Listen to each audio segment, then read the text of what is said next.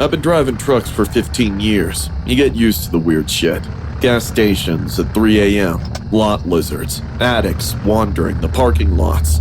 But what happened at that 7-Eleven last month still keeps me up at night. I was on hour 20 of what should have been a 14-hour haul, popping caffeine pills, blasting metal, slapping myself, anything to stay awake. My bladder was about to explode when I spotted this 7-Eleven store standing like this sad little beacon in the middle of nowhere. The parking lot had just one car, a rusted-out Civic plastered with stickers about government mind control. Perfect. Exactly what I needed at 3:17 a.m., some tweaker working the register. The bell chimed as I walked in. Behind the counter stood this rail-thin dude, maybe mid-20s, staring at his phone. He didn't look up, just stood there with this know-it-all smile that didn't reach his eyes. "Bathroom?" I asked.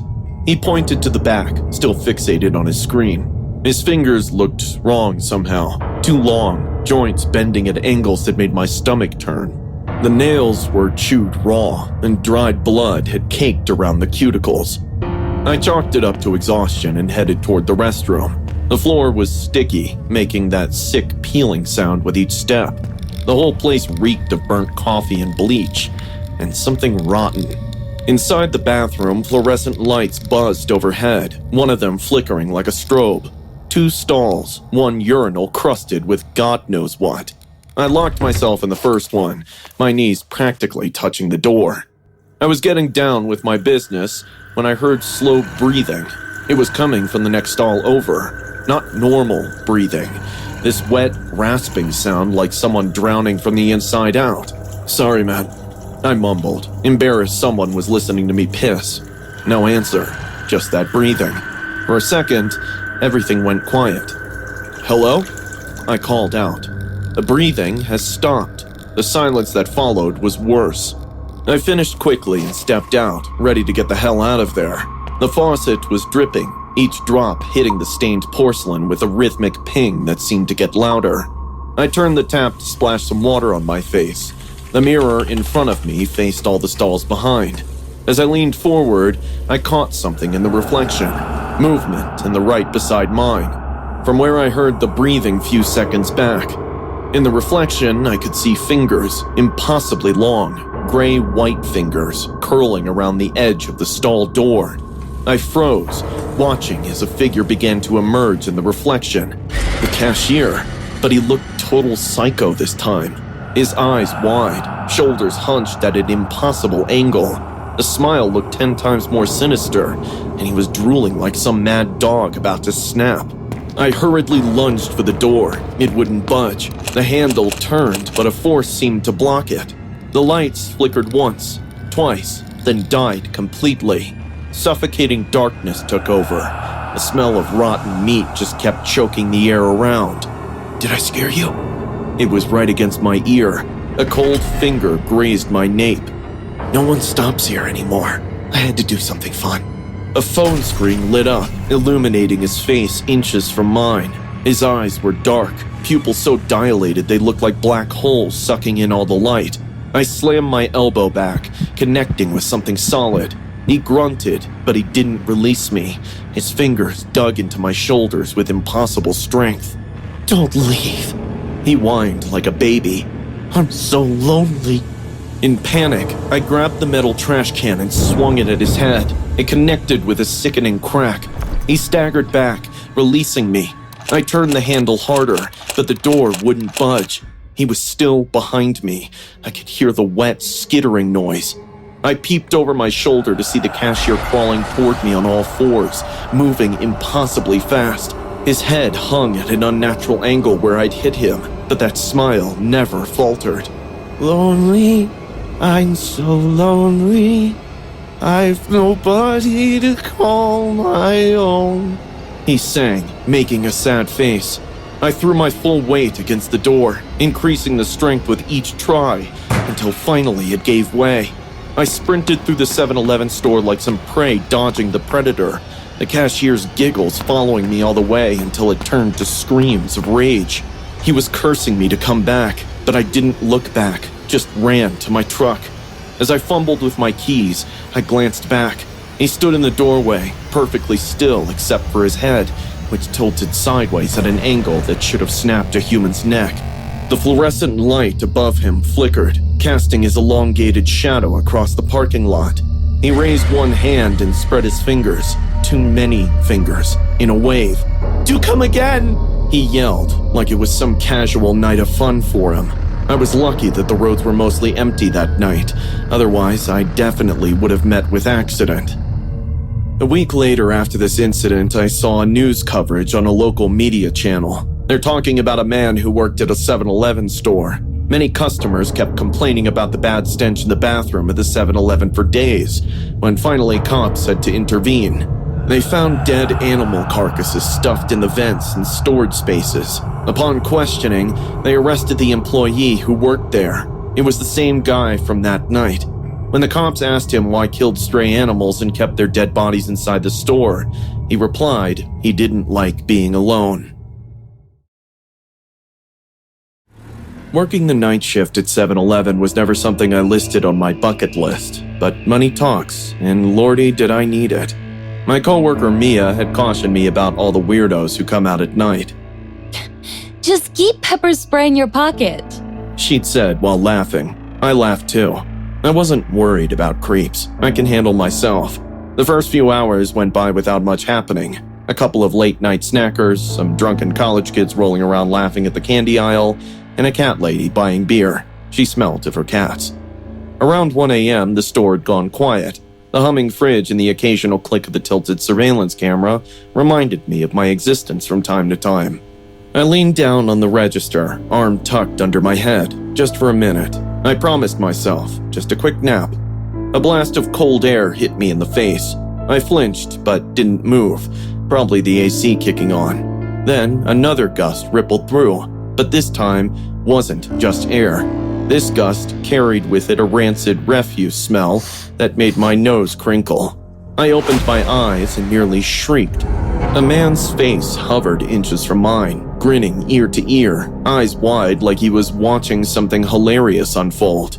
I jolted back in shock. The man laughed, actually laughed, like a child who just popped out of a closet to scare a sibling. "Sorry," he said between chuckles. "Didn't know how else to wake you." Feeling annoyed by his nonsense, I rudely replied. "Could have tried calling." He tilted his head, nodded slowly. Yeah, you're right." There was something strange about him right away. He blinked too little, smiled for too long. His clothes were tattered, pale skin illuminated by the fluorescent overheads, and a black backpack slung over one shoulder that looked very heavy, too heavy. "You buying anything?" I said in an attempt to push the moment back to something normal. "Not yet," he said, drifting into aisles as if he had all the time in the world. I kept my eyes locked on him from behind the wooden counter. Something about him made my skin feel prickly, crawly even. He smiled randomly, as if he were having a private conversation with himself. And that smell, horrible, rotten smell, it followed him like a dog. He returned 10 minutes later holding a banana milkshake and a sandwich, placed them on the counter as if he were a child showing his parent his new favorite toy. I scanned him in. "Do you ever... I don't know how to say this without sounding crazy, but do you ever think that this store doesn't exist? Like, we're all part of someone else's dream, and that's why there seems to be no consideration given to anything we do?" I didn't have an answer. He smiled. "Sometimes I feel like I'm still asleep, still in the alley, still hearing her scream." I stopped scanning. My stomach flipped. "Wait, what?" He chuckled. The sandwich smells like someone screamed when they made it, like they put fear in the bread." I didn't say anything. I just handed him his total. He paid with crumpled cash, his fingers brushing against mine. They were very cold. He shuffled over to the corner table and sat down, facing the wall, hunched over like a gargoyle. He dove into the sandwich, eating like he hadn't eaten in days. I tried to concentrate on restocking gum at the counter, not that it helped. I couldn't stop sneaking glances over at him. That's when I noticed. His backpack was on the floor next to him. The bottom of it was wet. Even though it was black, I could see the stains spreading outward. At first, I thought he spilled something. Then my mind blanked. Water, soda, anything. But then something inside me screamed at me. No, that's not soda. Then he caught my eye. His jaw was still moving, sandwich half gone, crumbs clinging to his shirt. His gaze was hollow, and his knuckles. My God, his knuckles were red and swollen, like he'd been punching concrete. Mud caked under his fingernails, dark and dry. The scent hit me once more, but this time it was stronger. It was definitely him. It was decay. Death. I thought I might retch. He was done eating and stood up slowly. He picked the backpack up as though it weighed 100 pounds. I didn't want to look at him, but I couldn't help myself. Where the bag had been on the table were bloodstains. Small, but unmistakable stains from a hand that had to have been bloody. I felt my body lock into place.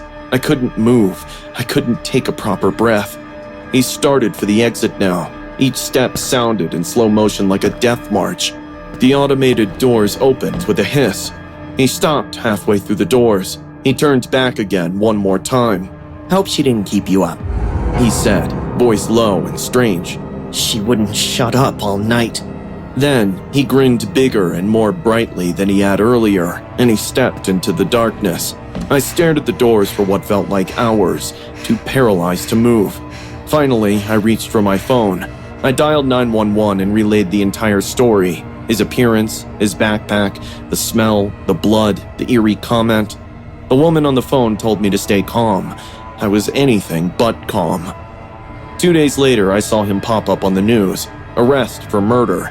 Woman found in an alley downtown, mutilated. She was a street worker from somewhere, bludgeoned to death, missing her head, which the cops found in his backpack. He was walking around with it for hours. They said he went into multiple stores carrying the severed head in his backpack, the same one that leaked onto my store floor. The next day, I quit. Since then, I haven't stepped foot in a 7-Eleven. But sometimes, when it's late at night and I'm in bed with the lights off and suddenly feel a gust of wind on my face, I jump in fear, thinking it's him. I've been driving for 23 hours straight that night. Cross-country trip after my mom's funeral. Too broke for a hotel and too numb to care. My eyes burned, the road blurred. When the 7-Eleven sign appeared like some neon mirage, I nearly wept with relief. The parking lot was empty except for a rusted Honda. The digital clock on my dash read 12:17 a.m. As I killed the engine, something crawled up my spine, that feeling of being watched. When I pushed through the door, the fluorescent lights buzzed like angry insects. The place reeked of bleach and burnt coffee. Everything looked sickly, unreal. The cashier was a scrawny kid, barely out of high school, glued to his phone. The coffee smelled burnt, but I needed the caffeine. As I filled a cup, I felt warmth breathe. Too close to my skin, the hairs on my neck rose. I turned, and my whole body froze. A guy in a black hoodie stood inches away. I couldn't see much of his face, just pale skin and these wide, unblinking eyes. Too wide, like they'd been stretched. "You shouldn't be here right now," he whispered, voice tight like he was being strangled. My chest went cold. What? He didn't repeat. His eyes flicked, fast and sharp, toward the glass door. "They're coming," he muttered. "Leave before it's too late." My skin prickled all over. I turned to the cashier. The kid still hadn't moved, scrolling, dead-eyed, like he didn't hear a thing the guy had said. I turned back, but he was gone. No footsteps, no door chime, just a trail of crisp, cold air. My heart hammered against my ribs. Who was he? And what was he trying to warn me about? I hurriedly grabbed a Snickers. Just pay and go. Simple. I was an aisle away from the cashier when suddenly the door chimed and two men sauntered in. The first was built like a linebacker, denim jacket stretched tight across massive shoulders, hands that could crush a skull. The second was tall and wiry with a buzzed head. They didn't grab drinks or snacks, didn't even pretend to shop. "Empty the register," Denim jacket slapped the cashier in the face, and the boy's cell phone clattered onto the counter. Instinctively, I ducked behind the chip display. Through the gaps in the shelf, I saw Buzzcut pull out a gun. Be a nice boy and you'll get off with just a black eye. The beeping of the register was impossibly loud. I could hear cash being shoved into pockets, the rustle of bills, the cashier's ragged breathing. My own heart pounded so hard, I was terrified they'd hear it. Keeping an eye on the counter, I started crawling toward the end of the aisle. 3 more feet, and I'd have a straight shot to the door. This it? Denim jacket snarled. I was close, real close. Just a half a meter, and I'd have the safety of my car. But then my fingers trembled, slick with sweat, and that damn Snickers slipped and hit the linoleum with a soft thud. Everything stopped. Even the buzzing lights seemed to go silent. Check that. We ain't alone. Buzzcut said. I sprinted, no thinking. Pure animal terror burst from behind the display, lunging for the exit. Hey! The first shot exploded through the air. Glass shattered next to my head. The noise so loud my ears rang. The second shot tore through my left arm. At first, it just felt like someone had slammed me with a bat. But then came the pain, sharp and stinging, like somebody poured gasoline in the wound and lit a match. I hit the door with my good shoulder, stumbling into the parking lot. Keys! Where were my freaking keys? I dug through my pocket, fingers slippery with blood. They fell, skidding under my car. I dropped to my knees, cursing, feeling under the chassis. Behind me, the door chimed. I looked back to see Buzzcut in the doorway, gun pointed right at me. Just as our eyes met, my fingers closed around the keys. I scrambled up, fumbling with the lock, leaving bloody handprints on the door. I got in somehow. The engine roared to life as the third shot cracked my back window. I floored it. In the rear view, I saw him just standing there, watching me go. I drove blind with panic, 10 miles down the highway. I had to pull over. I couldn't feel my fingers anymore. 3 days slipped by in the hospital. The cops showed up on the second one. I told them everything. The robbery, the panic, the man in the hoodie. We'll try to catch the guys, one of them said. What about the other guy, the one in the hoodie? I asked. The cop paused. What hoodie guy, Logan?